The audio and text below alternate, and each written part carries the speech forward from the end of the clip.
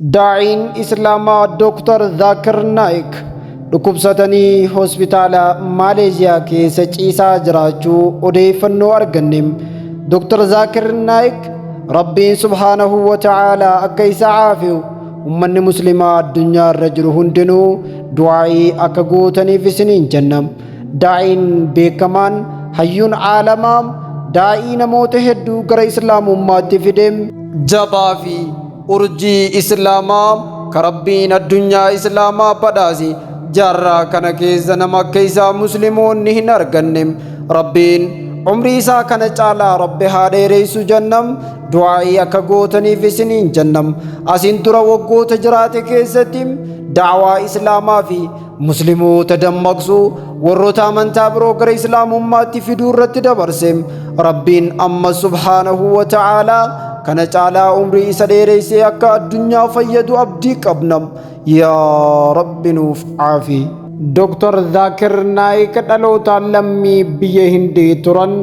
Biyya Hindiitti sababa mootummaan isa reebuutiin biyya tanirraa kan godaane yoo ta'u, yeroo ammaan tana Maaleeziyaa keessa jiraachaa jira. Dooktar Zaakir Naayik daa'ii addunyaa hundarratti namoota baay'een jaallatamuu fi beekumsi isaa baay'ee dinqisiifannaa argateedha. Ilma isaatii waliin da'waan inni gochaa jiru addunyaa mara bakki inni hin gahin hin jiru. Namoonni harka isaatti shaadaa qabatan namoota baay'eedha. Dooktar Zaakir dubbatee nama amansiisuu danda'uu fi hadiisaa fi qur'aana madda dubbii isaa godhachuudhaan namoota hedduu kan leenjiseedha. Dooktar Zaakir Naayik Rabbiin subhaanahu wa ta'aalaa dandeettii addaa kenneef.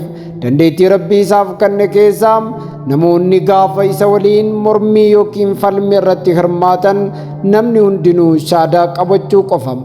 Dooktar Zaakir Naayik dhaabbata miidiyaa Peace TV kan jedhamu miidiyaa addunyaa hundarratti saatalaayitiin isaa jiru kan hundeessee fi Dooktar Zaakir namoota biyyoota addunyaa kana hunda mara keessatti da'waa isaadhaatiin fakkeenya guddaa dhaloota kanaaf ta'eedha. Dooktar Zaakir Naayik ardiilee akka Ameerikaa fi Awurooppaa akka hin seenne godhamullee yeroo ammaan tana biyyoota inni da'waa itti gochaa jirutti namoonni guyyumarraan gara islaamummaa seenaa jiru. Dooktar Zaakir Naayik yeroo ammaan tana dhukkubsate hospitaala jiraachuu isaa dhageenyaan hedduu gaddine. Yeroo tokko namni Dooktar Zaakir wajjiin wal arge tokko aarri adii yookiin rifeensa adii mataa isaa guutuu walgahee kana ilaalee boo'e.